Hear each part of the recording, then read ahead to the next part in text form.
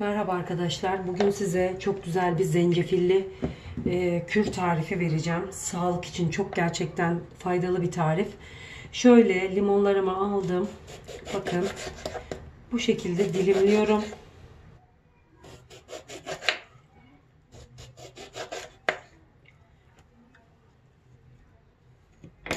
Bakın şu limonun bir tanesini kavanozun en dibine koyuyorum.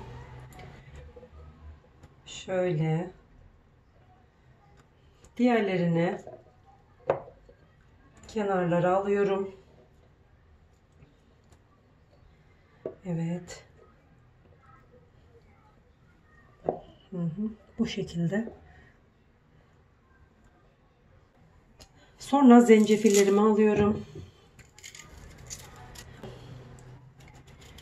Çok ince bir şekilde kabuklarını alacaksınız.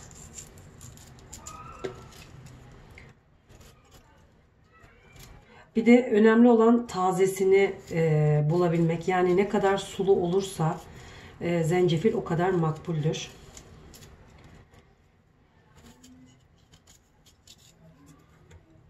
Soğuk kış günlerinde belki de en fazla ihtiyacımız olan şeylerden birisi bu. Evet.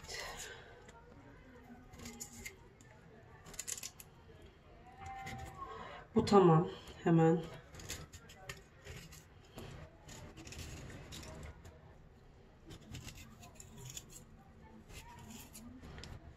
Evet, bu da tamam.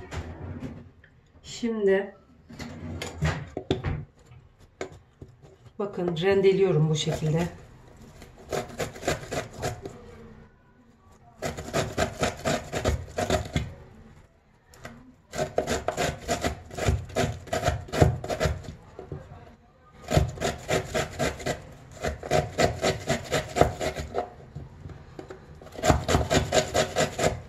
Bakın çok güzel suyuyla beraber çıkıyor. Çok sulu bir zencefil seçtim.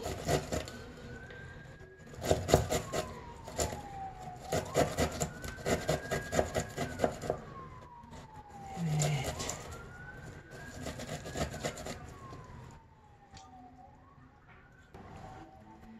Evet arkadaşlar, bunu da yaptım bu şekilde. Ve bakın bunu da sıktım. Şimdi hemen şu limonlarımızın orta kısmına, boşluk kısmına yerleştireceğim. Evet. Evet, hemen suyunu da alıyorum. Evet. Bitmedi.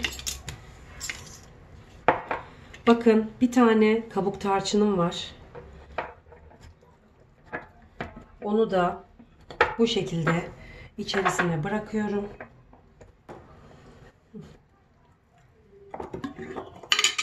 Bakın şimdi baldan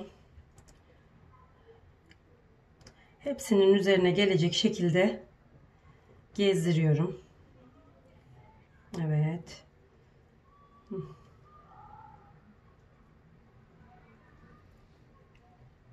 Evet. Şimdi gidecek hepsi aşağıya.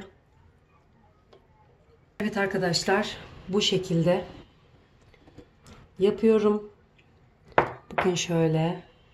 Evet arkadaşlar, bakın içerisine tarçınımızı da attık. Şöyle gördüğünüz gibi